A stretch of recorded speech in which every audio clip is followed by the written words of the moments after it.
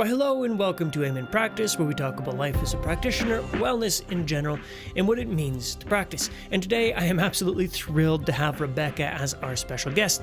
Now, Rebecca is a holistic health coach and a personal trainer, and she has a background in behavioral science. This is a super cool combination. And as the founder of Boundless Wellness Coaching, her mission is to provide tools for self-regulation, confidence building, and holistic health in general to her clients. So in this episode, we delve deep into the world of movement training, and this is an area that is near and dear to my heart. I love talking about it. Rebecca believes that the term exercise can sometimes hinder our clients, which I absolutely agree with. Instead, we explore the importance of incorporating movement into daily routines. We talk about finding joy in physical activity and addressing the interrelated topics that contribute to overall wellness.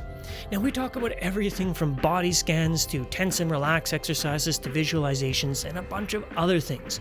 We explore different techniques to help clients achieve their goals as well as envision their success. It really is almost a coaching call.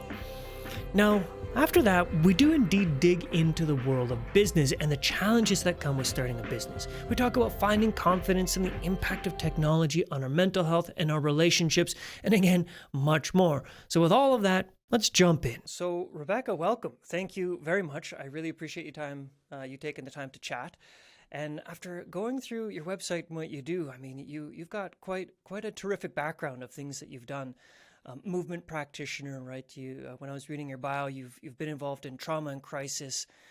So you've done a lot. And I suppose what I'd like to do is, I'm curious, what do I need to know about your early life that led you to this point where you are the person you are? Wow, it's a great question. Thanks for having me, Jess. First of all, great to be here. So that's a bit of a story. I did start in crisis trauma work, as you mentioned, worked in women's shelters, working with families who were leaving domestic violence or different types of crisis. And as I was working in that field, I observed that when I would take people on walks and have conversations with them while they were moving, there was much more of a healing thing that would happen without the eye contact. You know, when we're sitting across from somebody in a room, it can be rather intimidating to talk about anything, let alone trauma. So moving the body, allowing it to speak to them as they go, doing a little bit of somatic work with them around, if there's anger, how can we release that with the breath? Or how can we take something physical and squeeze it, or do some kind of tense and release exercise? That's an example. And so being able to have conversations through movement, I observed was a missing piece in what I was doing in the crisis field.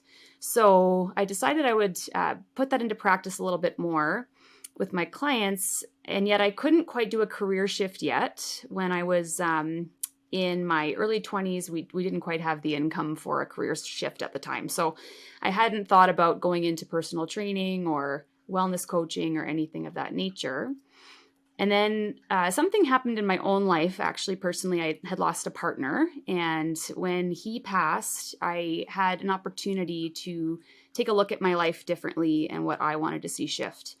And so I actually did decide to leave that line of work, took a holistic wellness coaching program, personal training, and then I decided to just launch right into developing Boundless with the help of some very dear friends and family who gave me the encouragement and support to get there. And here I am now, working with people mobile and virtual. Yeah, that's really cool. What I'd like to kind of explore a little bit more is that transition, because you mentioned you were on one trajectory, and what I'd imagine is when you're doing sort of crisis work and trauma work, you're probably fairly invested in that line of work. And although Yes. it sounds like you had an inkling that there was more to it, it seemed to have taken a pretty significant trauma in your own life to allow you to shift.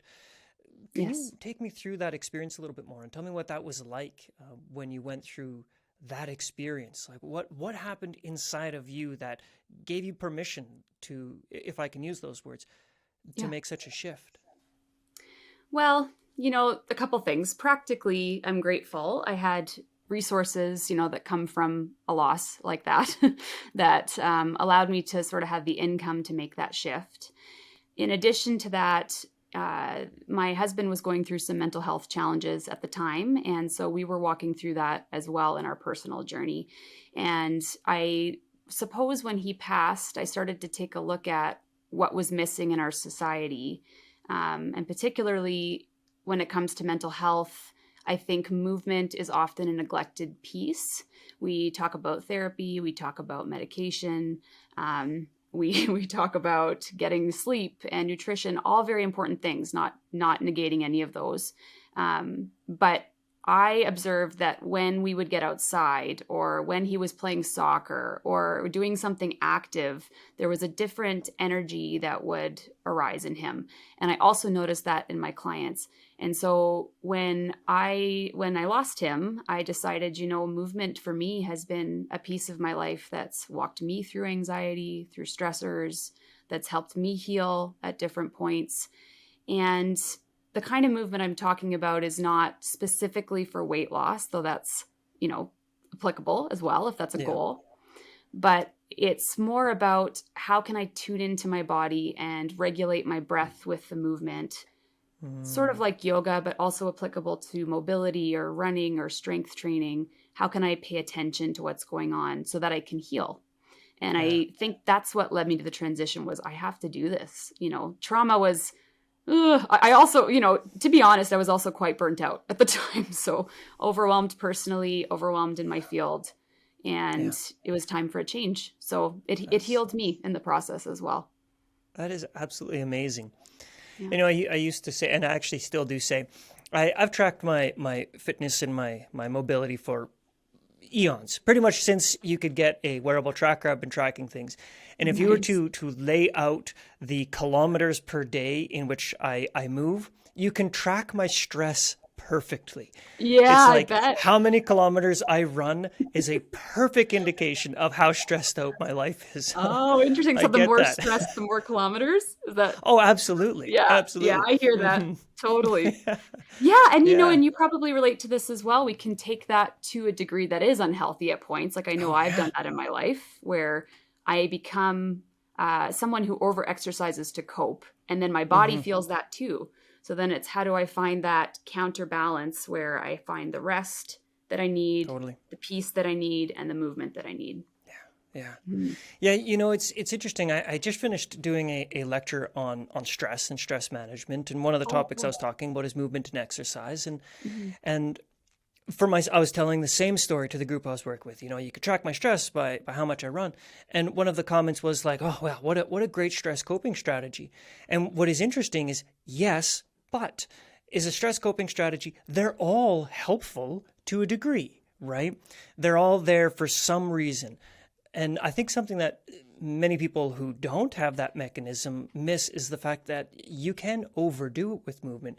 And it is about finding that balance and using it as the amazing tool that it is to help regulate the nervous system without overdoing it. And for some 100%. People, such as myself and yourself, it's challenging to find that balance. It is. And especially the type of exercise we do. I mean, I'm sure you know a lot about this as well, but running, for example, if I'm in a high state of alert and anxiety and I go take up a HIIT workout or go running, well, then I go to try and sleep and I'm just racing, right? My mind's racing, my body's racing because I haven't taken that stillness that I need or maybe tried strength training to really push out what's happening versus adding more stress and, increasing that alertness in my amygdala. It's not helpful for our nervous system. Right. So finding the right exercise for the right experience. Yeah. Yeah, I'm curious about the word exercise. How do you find that works for your clients? And the reason I say it is I find when I'm working with my clients and patients, and often when I bring up the word exercise, it's almost like there's a palpable energy of resistance. It's like, oh, exercise, right? Versus another terminology like movement practice. How do you navigate that with the people you work with? Good question. So actually, this is funny because I used exercise with you. I rarely use it with clients. Oh, yeah. Isn't that funny? And I have experienced the same thing because, like you say, exercise, we're typically teaching people these functional movement patterns that are very helpful, but it's like the squat, the lunge, the hinge, the rotation, the plank, I'm missing one. The pull, right? Whatever I'm missing, something like that. But we're teaching them the functional movement patterns, and they've been redundant, and they're tired of them, and their muscles are tired of them, and they're bored. So when I use exercise, you're right, it can be a pushback on that. Even sometimes I notice if I give them a plan that is an hour long each day, or something that seems outside of their routine, they're less likely to do it. And so when I talk about movement with clients, I actually help them to find ways that they're already moving in their own life. Are you walking your kids to the bus? Okay, how can you make that more of a workout for yourself? How can you make that more movement related? Can you do some lunges on the way to the bus with your kid, just for fun with your kid? So can you lift your groceries and take them in from a further spot down the street from where you normally park? Finding movement that works already in their routine shows them that they're already somewhere. They haven't started from nowhere. And so movement, I think you're right, is the better term to use. Exercise maybe is a good term when we're talking about health, specifically if a doctor's, treating their patient saying you need to exercise more. Well, okay, so what is exercise? And how have we framed it as something that's specifically to look a certain way in the past? And can we change that to how can you exercise and move in ways that build your confidence and also that you enjoy, that you have fun with? I don't know if they answered your question. I mean, as they say, it did, yeah. Yeah, they say the absolute best exercise is the one that you will do. And yes, I'm sure that totally. in what you do, working with people one-on-one, that's probably a really big part of what you do is trying to figure out what is this person actually going to do? And I use the word movement often for that exact reason, to kind of get rid of the stigma of this idea of exercise. Like, you got to get up, you got to put the gym clothes on, you got to sweat and grunt and but ultimately in the same breath is in my mind, I'm like, but that's actually one of the goals we need to get to. That's very true. So when you're working with somebody who maybe has a resistance to it, or they're simply physically incapable of doing it for whatever reason, but perhaps like the ultimate thing that's going to help this person regain their health is like pushing some pretty significant weight, or yes, significantly increasing their cardiovascular capacity, or losing body weight with a combination of exercise and nutrition, right? So how do you tiptoe into this territory when you're working with people who've got this resistance to it? Yeah, good question.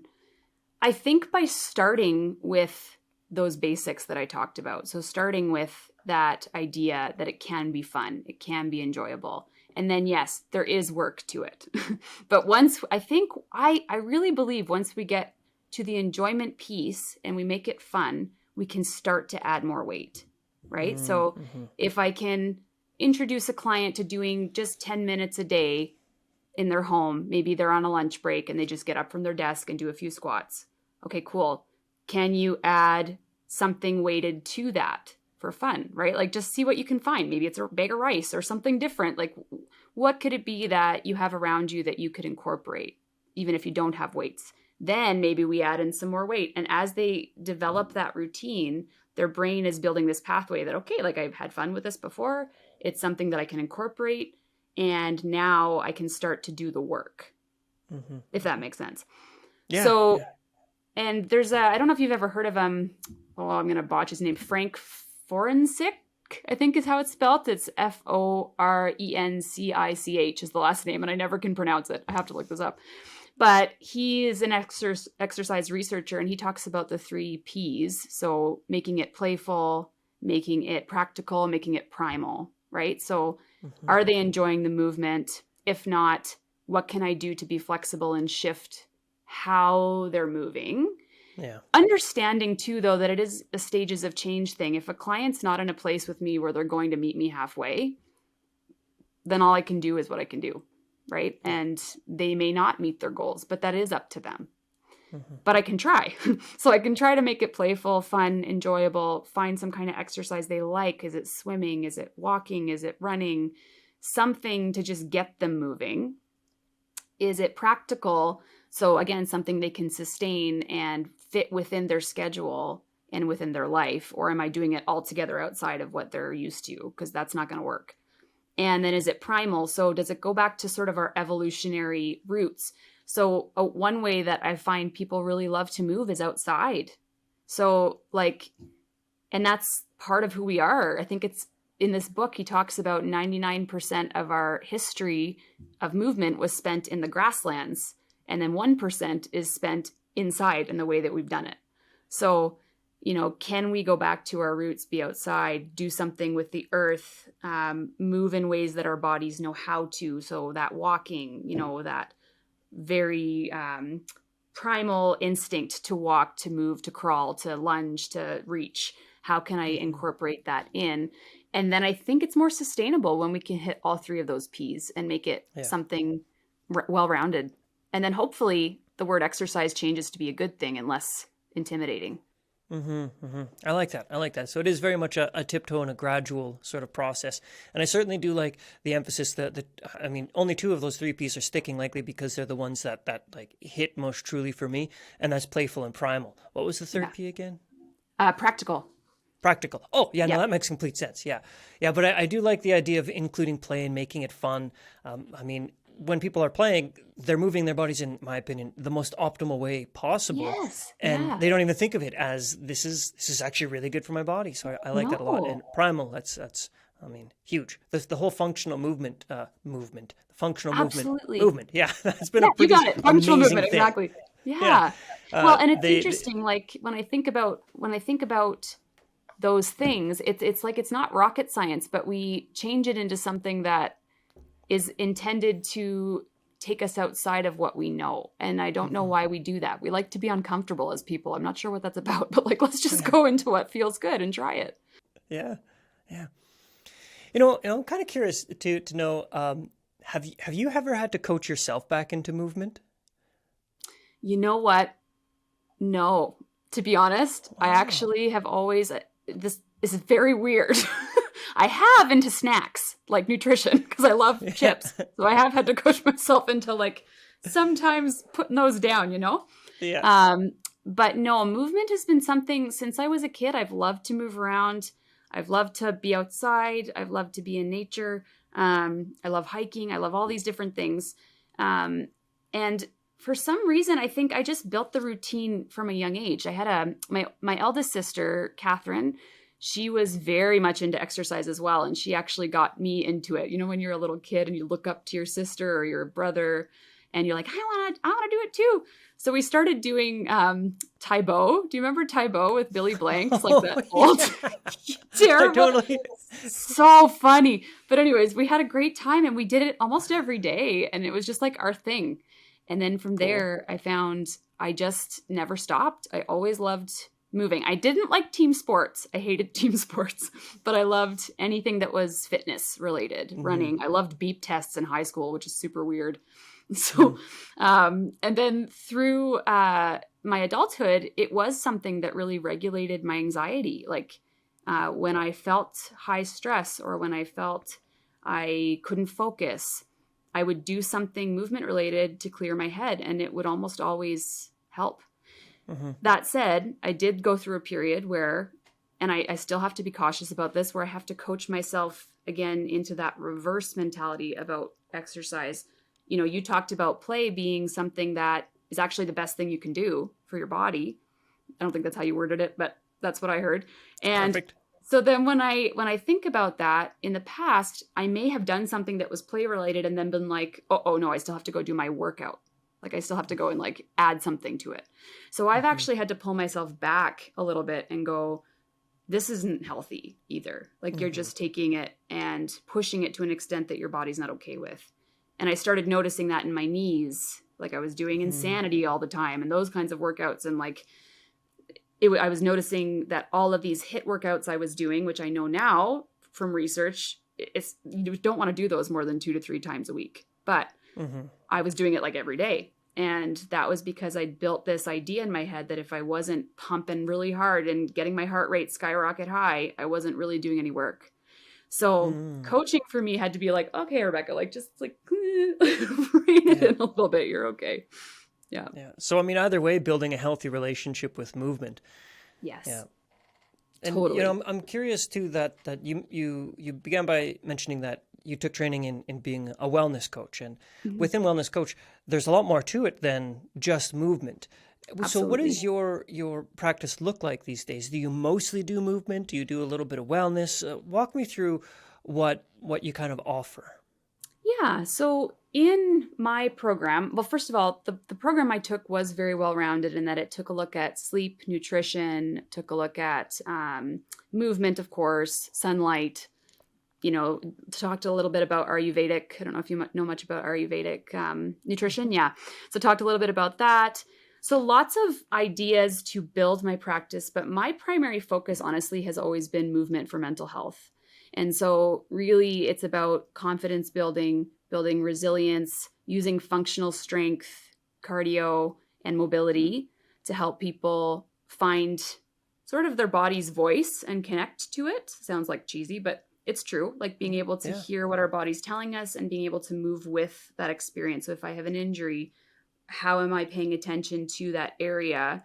Do I need to add some strength in there and mobility? Does it need more strengthening? And maybe obviously you want mobility there, but what do I need to do for that area?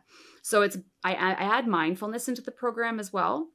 So it's a combination essentially of movement, mindfulness, and self-care planning to help people continue to sustain their new routine. Mm-hmm. Mm-hmm. Mhm. So the type of clientele that you're working with, are they seeking you because you do movement and personal training, or is your demographic people who are struggling with mental health and they know that you use movement to help them with mental health? It's interesting. I'm getting a bit of both, but it seems like most people who come to me are coming to me because of the training. They see that I train and they want the training. And then when we sit down together, it becomes about a lot of different things. Sometimes we talk through why there's been barriers to movement in the past. And then you can get into conversations about some trauma or significant things that have gone on in their life that have built these barriers to getting well. I have a client who's been struggling with her weight for quite some time. And so it came out in conversation with her that she's built this layer of adipose tissue, fat, like she's built this around her so that she could protect herself from this person who was abusive toward her. So she felt like the bigger she was, the more she could protect herself. Mm. And that is an example of how we can start with movement, but it's kind of a window or a door into all these other areas. And I think it's not that I'm not a trauma therapist, so I want to just make that caveat. Like people come to me for the movement, and yet through mindfulness and through planning, we start to discover why they haven't been able to sustain this routine. And to me, that's the most important piece. If you Mm-hmm. can't, if you want to come into a training program, I find that clients will rarely succeed unless they've dealt with the reasons why they haven't succeeded in the past, right? Like you're going to start at a gym in New Year and do January really well, and then you're going to fall off in the spring, right? For Mm-hmm. example, because you haven't dealt with why am I doing this? What do I enjoy? How is it that I keep hitting this block?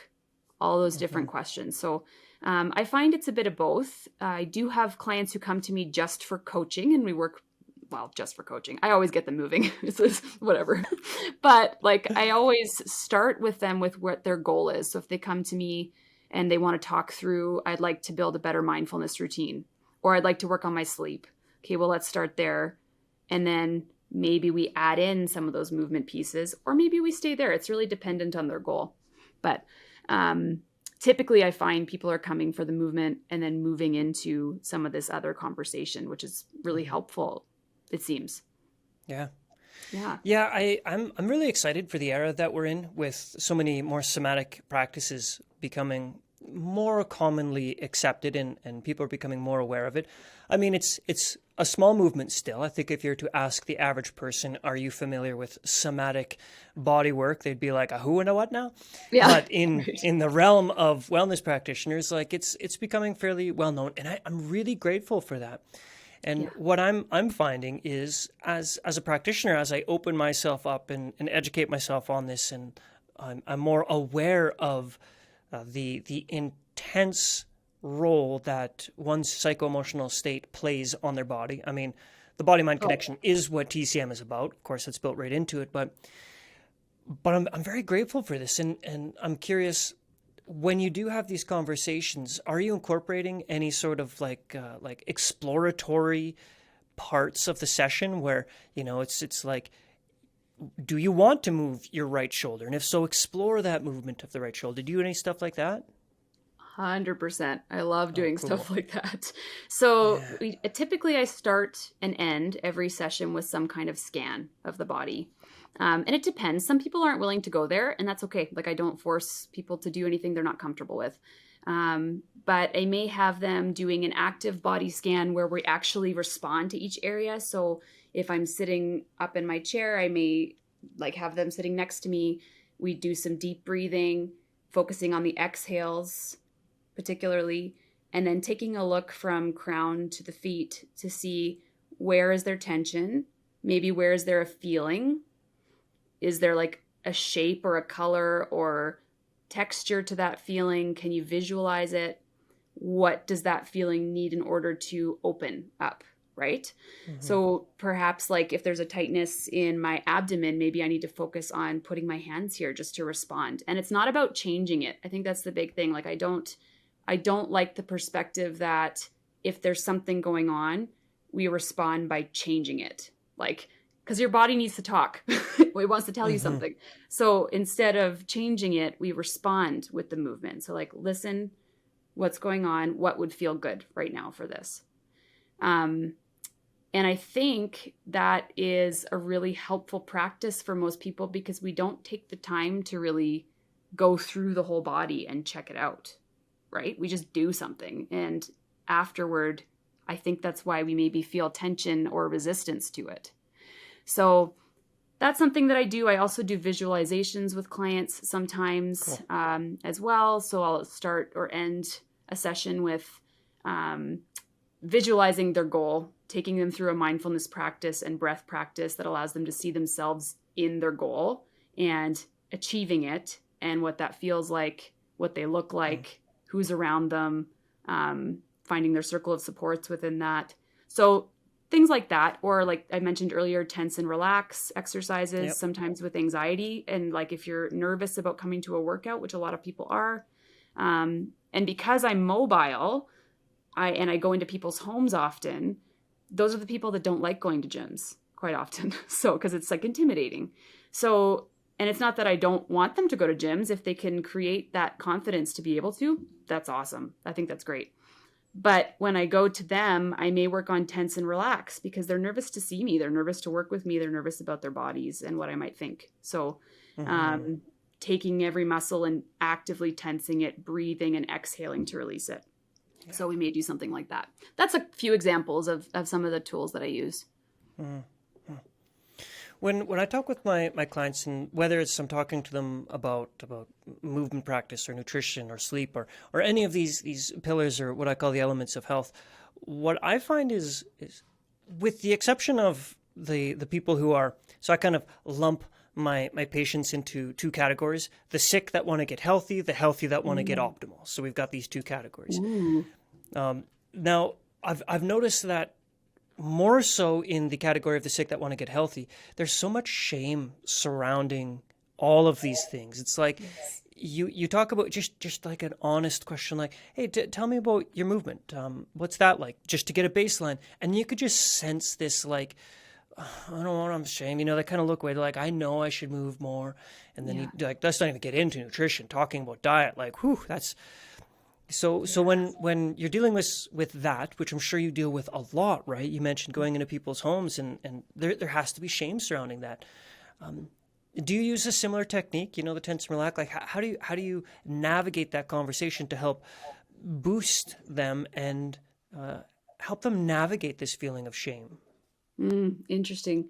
Yeah, that is a big one. And, I, first of all, I think I chalk it up to the kind of culture that we live in, which is we have to look perfect. We have to be perfect. And things are getting better. I am excited for how we're dialoguing about these types of things and being open about shame. I think that's one of the things that the pandemic really helped with, that people could openly share, even on social media, about how they're feeling and what they're struggling with.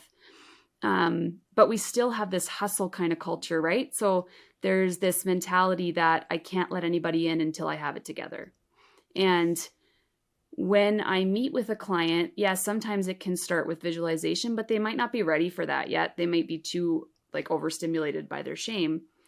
So honestly, I try and find something to relate to them over. Like I have one client who has a dog and she loves her dog. So, and like when I'm at her house, I always ask her about how her dog is doing, right? Like, tell me more about what you love about your dog. Tell me what they do for you. Tell me how it feels when you're with them. Like, what do you notice about your nervous system when she's sitting on your lap? Like those kinds of questions. And I feel like having that in with somebody, you look for something to relate to them on, so that it kind of brings down that intimidation factor. So that's typically how I would start. And I have clients who will often say to me, "Oh, I didn't do that workout this week," right? Like I didn't do that thing you gave me. I didn't do that suggestion. And they almost feel guilty sharing that with me because I've given them the work or I've given them the plan. And I'm like, screw the plan. Like if it doesn't work for you, we'll find something else. Like if it's not working for you, let's try something different.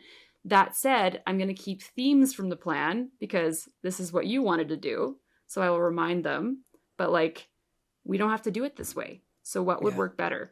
And we try and find something else. And I also try to remind them like something I have started saying, and it's not a new thought whatsoever. It's like a very old thought, but always something, never all or nothing. So anything you do that is one tiny step towards your goal today is something, and it's perfect, and I'm happy. So if you don't use my plan at all, that's okay. Did you go for a walk around your block? Or did you even like get up out of bed today if you're having a bad day? Cool. That's good. Like that's a step. I'm happy. Like let's keep building on that. Maybe next time you get out of your bed, you can put on a new outfit, right? Or a different one than yesterday. Maybe like we build, right? If they're working out, did you get up from your desk at lunch instead of just sitting through lunch? Cool. You stood up. That's great. Can you do 5 squats next time? Right? Like we just find ways to add, and instead of taking something away, we add in. And I think that's kind of something that will slowly dissipate that shame, hopefully, and they can start to see what they're really doing quite well. Because I think most people are doing more than they think they're doing. I think you're right. Yeah. And I like that sort of gradual thing. I mean, with movement routines, when I'm working with my particularly, I guess, reluctant clients, step number 1 is just put your shoes on. Like that's it. Yeah, just put your don't shoes do on. anything. But what I found so fascinating is like people put their shoes on and they're like, well, damn it, now I got my shoes on. I guess I'll go for a walk, you know? Right. The point isn't to go for a walk. The point is to put the shoes on. And I've used this saying often, and it usually gets a few eyebrows, and it's like, aim low, aim incredibly low in the beginning. And as you aim low and you get those couple wins under your belt, right? And that the confidence starts to build up with, I put my shoes on. And not only did I put my shoes on, but I walked to the end of the driveway and back. And it's like, that's like a triple win right there. So That's you aim super low, right? Yeah. Aim low. I love that. Yeah, I love that idea. Put your shoes on. And then usually people, when they put their shoes on, like you say, they're going to be excited and they're going to want to go outside, or it's like, might as well. Why not? Yeah, that's huge. It would be like that. If somebody's not brushing their teeth, it's like, don't brush your teeth. In fact, do not do it. But put the toothpaste on the toothbrush. Right. And it's like there's this compulsion. Somebody's like, well, now what am I supposed to do with this damn thing? Exactly. Right? I love that. And that's the building blocks. I think you're right. Yeah. I have a client who her idea, which was awesome, is that she wanted to be able to go into her yoga room because she wants to do yoga. She has a whole room for it that she's dedicated to yoga, but life's got in the way. It's been difficult right now, and she's not gone in. Sometimes what we need the most, we don't do when we're stressed. So she started lighting a candle. I mean, this might be fire code terrible, but whatever. So she lights a candle in her yoga room because she knows she has to blow it out. So she has to go in there in order to blow it out. And so then she'll stay in her room a little longer. And then maybe she'll do yoga. This was her idea. I was like, I love it. Just don't burn your house down. Yeah. Okay, that sounds good. Yeah. What I'm really appreciating about your style is how much of the coaching you bring into it, right? Like I know a fair number of personal trainers, and there's the personal trainer at the gym who's getting somebody ready for a competition, and man, they are so good at what they do, like awesome. Yes. And then there's the personal trainer who's working with the demographic it sounds like you're largely working with, which is people who just they just know they need to get moving. They need to move their body, but they don't know how. They don't have the Yes. confidence, right? So I'm really appreciating these sort of coaching esque things that you're bringing into to Mm. the experience of personal training. Mm. Are there any other tools that you got like secret weapons that you use when you're working with your one-on-one clients that you might have either brought from the coaching world or from your working with trauma clients or anything like that? Visit movewithyourlife.com for more. No, I'm kidding. I'm just joking. So, um, yeah, a couple of things that I'll do. I actually, in my yoga program that I'm currently finishing, fingers crossed, is something that I learned that I took with me, and it's a little bit like motivational interviewing, if you've heard of that before. I guess that's what we're Oh, kind of love doing it. today as well, Yep. is Yep. motivational interviewing, and that was a big part of my practice in a crisis work. Obviously, I'm working Mm. with clients having to delve deeply into what's underneath their patterns and habits, right? So, all about behavior change. Um, but what I really Can I liked, interrupt you for a second? yes, Now, I love motivational interviewing, but I'm pretty confident a lot of the listeners will be like, motivational interviewing? So can we just take a moment before we finish the story and can yes. you explain what motivational interviewing is? Because it's such an amazing tool. Absolutely. Yeah. Let me tell you my perspective on it, and then you can jump in if you feel that you have a different one or add to it. Um, so, motivational interviewing typically is asking questions that, first of all, are open ended questions with the person that I'm working with. So, no yes or no questions. I may work with them, let's say, on changing um, drinking water more, right? And maybe they're drinking pop, for example. This is just a very silly example. And I would ask them about what happened earlier in their life. How many pops did you drink? When did you start drinking pop? Did you notice anyone around you drinking pop? Were your parents drinking a lot of pop? Right? Like, this is a lot of pop words. But Hmm. asking them about where that's coming from, so really delving into that, then going into, okay, so what is it about pop that serves you? Like, what do you like about pop? How is it helping you feel better? Then maybe going in, so you see how we're moving from history to the now. How is it helping Hmm. you? And then we're moving into the future. What would you rather be doing? Is there something else that maybe could work? Right? Um, is there something else you wanted to try that you haven't tried other than pop? Can we take a look at that? So I'm slowly getting them to shift their perspective through a series of questions. So I'm asking, and it sounds a little manipulative. It's not manipulation. It's asking questions to uncover the why. And then how do I help them to find their new why and get to that why? Does that make Hmm. sense? Oh, So complete sense. Yeah. motivational interviewing for behavior change is what I would use in crisis work often. Um, Really asking very pointed questions to get to the root. Hmm. Hmm. Yeah, Hmm. I love it. That's a brilliant explanation. So thank you for the explanation. Oh, you're Let's pick welcome. up right where we left off, where you were Sure. saying how you bring in motivational interviewing and you use it as kind of a secret weapon. It's something that you did use in the past. Yeah. Yeah, absolutely. Yeah. So there's an activity that I've learned through the yoga program I'm taking, my vinyasa practice. It's a great virtual program. And they have something called determining your essential values. And so it takes you through a visualization exercise of um, essentially what you see that you value in your own life. So the people in your life, if you were to align your perspectives with the people in your life, what would that look like? If you were to align your perspectives and things important to you with your workplace, what would that look like? If you were to, so they go through a series of questions like this. And then at the end, you come up with essentially a why statement. So it's basically, what are my essential values? And kind of like a mantra that you gift to yourself comes out of that. And Mm. so I use that as a tool. It's like motivational interviewing in the sense that it's asking those deeper questions, but it's also a mindful exercise to help them visualize what it could look like. So we do the breathing. I have them close their eyes, really get into what would it look like if I started aligning these values with the things in my life? And maybe then it's a wake-up call to, this isn't necessarily happening for me right now. So that's another example of a tool. It's kind of connected to motivational interviewing, but a little bit more mindful, using the body to get into those questions. So with that, what's your why? Like, what's your big Ooh, why for what you do? good question. Yeah. And it changes all the time, to be honest. Like, I find my why morphs and shifts. I think right now my why is supporting motion, movement, mobility for a better world, a better life, a better body. That's what I think. Walk me through that. So Yeah. I get the first part. That's just off the cuff right now, because I didn't practice this. Yeah. So you've got motion, movement, and mobility. I mean, each one of those, they're distinct, and I certainly appreciate that. But I'm more interested in if you could walk me through the second part. In your experience, in your belief, and where you stand, how exactly does improving or increasing motion, movement, and mobility lead to a better world? Well, when I think about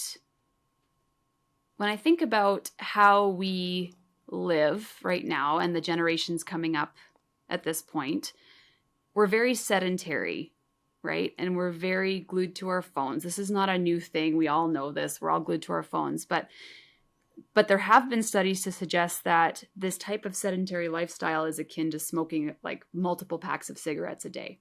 So the way that we sit is not only impacting our bodies, but also our mental health. In addition to that, with the cigarette analogy, we're also talking about how depression is higher in youth and young adults at this point in our history than it's ever been. And that could be partly because it's being recorded. Like, we don't know, maybe we didn't have the tools to really understand that before. But I do think there's a huge connection to how we are always connected to a screen, right? We're always glued to a screen. We're getting information from other sources that maybe we haven't researched ourselves and believing it. We're finding community in social media, not a bad thing. Like, again, there's a dark side and a good side to everything. But when people believe that that's their only community, and a lot of young adults are believing this, and through the pandemic, a lot of youth were believing this, we're losing sight of connection to each other.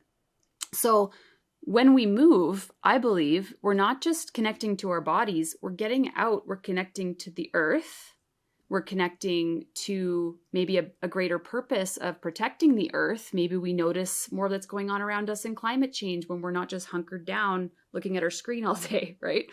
Maybe we notice other people differently when we're out, or we're going to a gym, or we're working with a trainer. We're connecting with another human being. It's not just over a screen, right? Yeah. So that relational connection helps us to understand each other more deeply, I believe, learn more about each other, and then give back. And if we're in a healthier place mentally, physically, emotionally, spiritually, which movement does, I believe, then we're going to be able to contribute more of ourselves to our world, our relationships, our families, our work. So losing sight of movement and motion, to me, is its own kind of epidemic, I believe. Yeah. It's keeping us and preventing us from thriving and having our world do better, and having the people coming up under us, these youth coming up under us, having them do better. There's somebody in my life who was talking to me about how they feel that the youth that they know in their lives, kids, nieces, nephews, those kinds of things, are not really connected right now to any kind of like purpose, if that makes sense. So it's more like choppy purposes. It's like little things they do and they enjoy it. It's hobbies, that's fine, but there's nothing that's really driving them forward. Yeah. And I don't think that's true of every youth, so I'm not generalizing here, but I do think it's something that we're noticing more of, because there is this idea that we get our fill from being on our phones, on technology. Not a bad thing, but it's not helping us to connect to other people. So we're in that technology age. It's great. We're doing a bunch of awesome things. I know nothing about tech, so I'm terrible at all this, but so that's a good thing for me. But it's hard to watch when you can see this big wide world out there, when I'm hiking in the mountains and I'm connected to nature and I'm moving my body, and you're seeing other people walk by you and they're smiling because they're happy and the sun's shining and their phones are off. What a difference that would make if we could connect all together as a community like that. Yeah. That's what I No, believe. I think that's beautiful. I think it's when I consider the reality, and my definition of reality is the experiences that people have when they're engaged with, I suppose, their primal existence, be it in a state of meditation, deep meditation, or communion with friends and family, or moving their body. Yeah. So like when we aren't in the midst of dealing with normal modern day-to-day life, that version of reality. And I say, like, there's these little entry points. I got this like vision of there's the realm outside of reality, call it the realm of modern society, and then there's reality. But to get into this realm of reality, there's like a limited number of doors in this vision I have in my mind. And like movement, I believe movement, and particularly the way that you so eloquently described it, that's a doorway where people get to tune back into what's really important, right? Like, Yes. and what's so cool is there are people, I'm sure, that are listening to this where movement is their doorway into the world of things that matter. And the fact that you're encouraging that and you've built a business around fostering that, that's so cool. Thank you so much. Well, and right back at you. It sounds like you're doing just the same. It's exciting, isn't it? It's like the kind of work I think that changes us too, and changes our perspective and heals us in the process. It's really quite a gift to be here. Yeah. Yeah. Yeah, I mean, something you said earlier in our conversation when we were discussing your transition from doing crisis work and trauma work into what you're doing now is you mentioned, and you pointed, you like touched your heart, it's like there was this heart calling to doing what you're doing now. Yes. How did you identify that? Like, how did you know that this new thing you were doing is the right thing to do? Good question. I'm not sure that I totally did it first. I think it came along the way with practicing it. When I started, well, that's not true. So when I started Boundless, the way that it came about was I had a conversation. I was living with my brother-in-law, my sister and my brother-in-law. I should probably name her first, but I'm naming him first because when we were going through that really difficult time, lost my partner, was living with them, we had a lot of very tearful conversations, and they'd kind of come out of nowhere. Like they just would pop up, and they were beautiful. They were such gifts to me. And my sister was working on her master's at the time. She was working, but Josh, he was also working. He's a graphic designer. And he would often take breaks at lunch and come down, and I'd be reading or doing something because I was sort of in a frantic place at that time. And he would just pause with me, and he would talk through anything with me. And it was really quite a gift. And one of the things we were talking about was my interest in wellness coaching. And I said, I have all these passions and ideas, and the ones I was telling you about.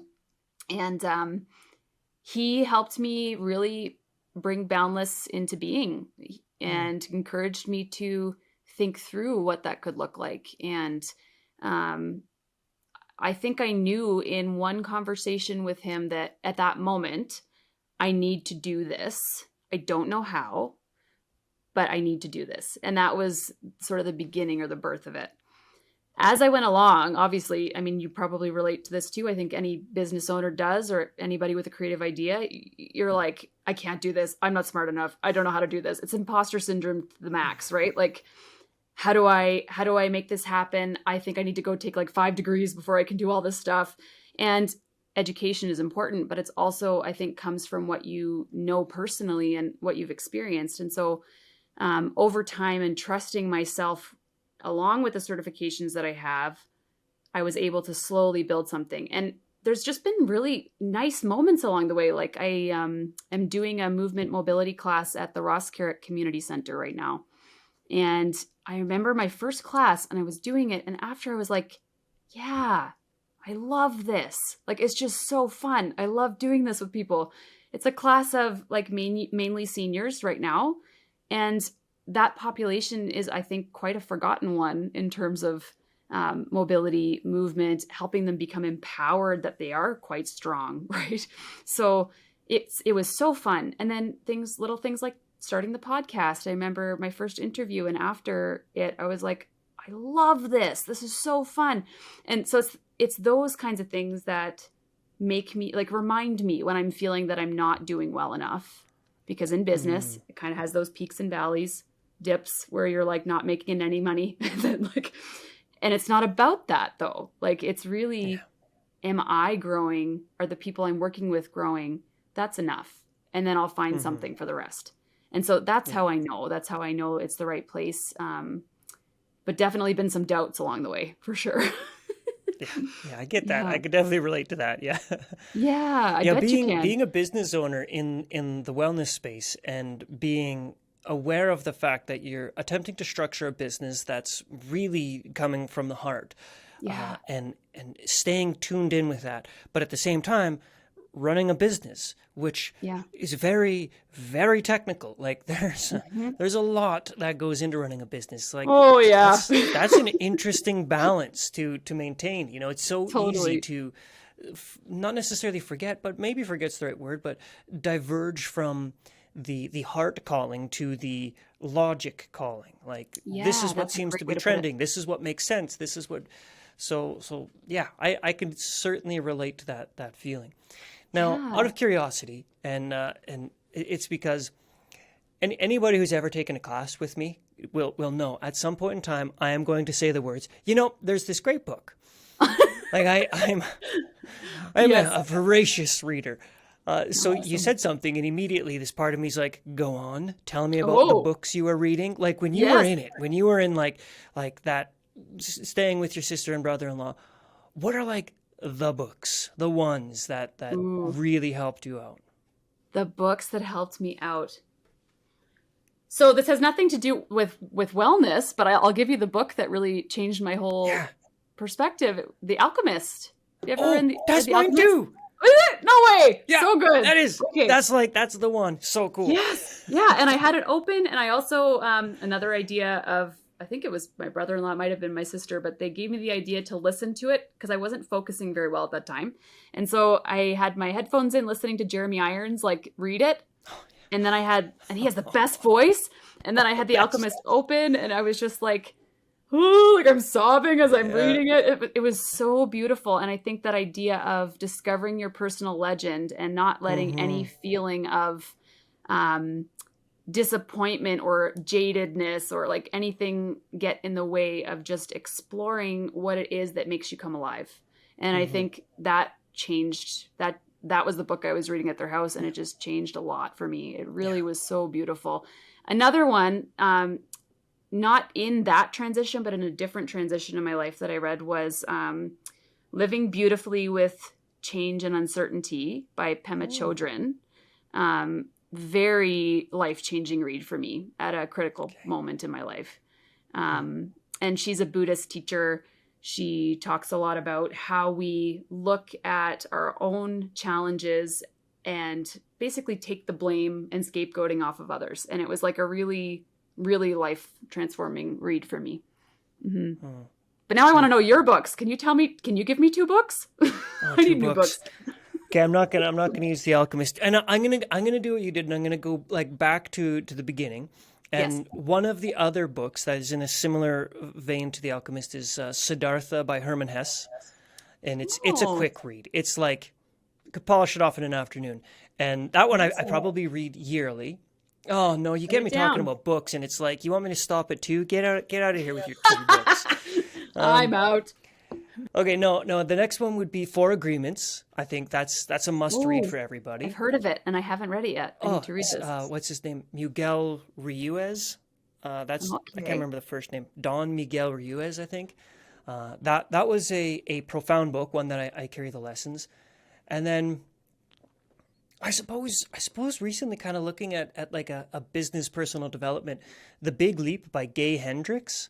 Like, that's got to be one of my absolute favorite business books, but it's actually a personal development book that's in disguise as a business book. So Yeah. as the best business books are, right? Awesome. That's very cool. I'm gonna look into those ones. And And I now love this, audiobooks, so I'll probably just oh, get great. Audible and They're listen all to it. good. They're all good. Good. And one thing that came up, and I got reminded of it because we are talking about books, is a number of times you said like why, finding the why. And there's a, Simon Sinek, he's got this book, Start With Why, another Mm, business/self-development book, right? And I find that so cool when how you approach people starting with why. And I found that with working with clients as well. I mean, with what I do, you get kind of a couple types of clients, people who just come in and they're like, give me the tune up, give me the use. yes. They want to lie on the table and tune out for a little bit, and fine, that's great. Love it, no Yeah. problem. But then Yeah. you get the people who are like, I need help and I want to Hmm. change. Identifying that why, like, why do you want to change? Even with shoulder pain, it's like, you want to get rid of your shoulder pain? Well, why? And it's like, because it hurts. It's like, come on. Yeah. That's not Yeah, why. exactly. Like, why? What's the deep Yeah. why? And until you identify that deep why, even with something like shoulder pain, people are not doing their home care. They're not No. going to change their diet. They're like, I know I need to change my diet. It's like, why? Because it's unhealthy. Keep digging until you find that Yes. root why, right? Mm-hmm. Yeah. And I do believe they're longing to change and maybe heal that shoulder or do that workout is there because they showed up and paid for it, right? Mm-hmm. So they want it, but they don't always want the work to get there, like Yeah. you're saying. So it's Yeah. why? And why do you want to do this work? That's so important. Yeah. Yeah. There's a question that I ask virtually all of my guests, and Okay. it's I guess partly because I'm genuinely interested, and partly because selfishly I'm kind of doing a semi-research project on this. Just like, oh, Oh, I'm so curious about this. cool. Now, in what you do Hmm. as a movement practitioner, and is it fair that I call you a movement practitioner? Sure. I like that. Sounds Yeah, good. yeah. So in what you do, what do you believe makes a really good practitioner? And you might answer this Mhm. question as a good movement practitioner, or you might think like your, I don't know, Ayurvedic doctor that you saw last week. I don't know, I'm making that up, but what do you think makes a good practitioner? It's a really good question. I have a couple things. Is that okay? Oh yeah. Okay. So, three things that I think of. One would be like flexibility. So, we talked about earlier being able to change the plan, being able to move the modality, right, to fit your client. I'm not going to do something that's not working with somebody. I'm not going to change their entire routine just because I want them to get to a certain point. I'm going to build it in and I'm going to add in. So I think that flexibility is something I've observed and I try to emulate. Sometimes I'm not great at it. Like sometimes I get very frustrated with clients. I'm going to be Mm. honest. Like you get frustrated working with people when they're not listening to what you know will help them, right? Oh yeah. But then it goes to number two that I think a practitioner needs, which is humility. Mhm. And I'm careful with that one because it can sound really passive, but I mean it as more of an action phrase. So it's powerful. Like you are the expert in your arena, but you're not the expert of their life. So Mhm. they are the expert of their own lives. They are the ones that have had the struggles. They're the ones that have to hold them. So if I Yeah. can pull back with humility and then go, maybe I don't know everything about this person. I think that's really important. Yeah. And I also think with that comes being able to say, I don't know. And this is something I definitely struggle with. People in my life will call me on this sometimes. Like, I have a hard time not knowing something when I'm asked. So if I'm in a place where I know that I have the information in my head, but I can't come up with the answer, sometimes I'm like just nervous because I'm like, well, what am I going to say? But it's pulling back and saying, like, I think the best thing I've ever heard from a practitioner, a professional is, I don't know. Let me look into it. I'll get back to you. Mm. Right. Mhm. And I think that's powerful too for clients because then they realize that they aren't the only ones that don't know something. Yeah. Right. Yeah. And with that, I think also listening to the client is part of humility too, right? Like, I love when a client will teach me something. So you and I both know this awesome massage therapist, Rachel Hooker. She's also a client of mine. And when I'm working with her, she won't mind me telling you because she's on a podcast with me soon. But anyways, When I'm working with her and I'm doing something, sometimes she'll correct something I'm doing or be like, listen, like I just know the fascia this way. And I know that if you're working with someone with this injury, it may not work that well. And I'm like, oh, great. Tell me more. Sometimes you're a little humbled because you're like, oh, why didn't I know that? But also, what a great opportunity to learn from somebody, right? So humility is part of that, I think. And then I think also with that just comes practice and learning of your craft, right? So it's never okay for me to just say, oh, that's it. I'm done. Got all the information on movement, right? Like, and that's it. We're just going to do what I do. No, I want to like make sure my skills are up to date. I want to take courses each year. I want to make sure that I learn from people like yourself, like Rachel, like people in my life who have information that I don't have. How do I glean from that and build my skills? So I think those are things I think practitioners need in order to be skilled. Yeah, that's great. That's wonderful. Yeah. Thank you. Definitely working on them myself too. And I do really like the last one, the practice part. I mean, that's the name of the podcast, Aim in Practice. Yes. And I've answered that question, so I no longer ask it, but I'm endlessly curious about this idea of practice because we are practitioners. I've always found that so fascinating, right? Like I practice medicine, practice movement, practice meditation. And I'm fascinated by this idea of practice. So I'm happy that you threw that one in there as well. Yeah, it's really great. And I love that that's what this podcast is about. I think it's so important. Like we're never done learning ourselves. Yeah, totally. And, that seems like a fantastic place to tie a bow on this conversation. So love it. Practice. That's great. Yeah. Thank you so much for your time. I really appreciate you chatting with me. Thank you so much, Jess. It's been a privilege to be here. So hope we get to do it again. Yeah, cool. Awesome.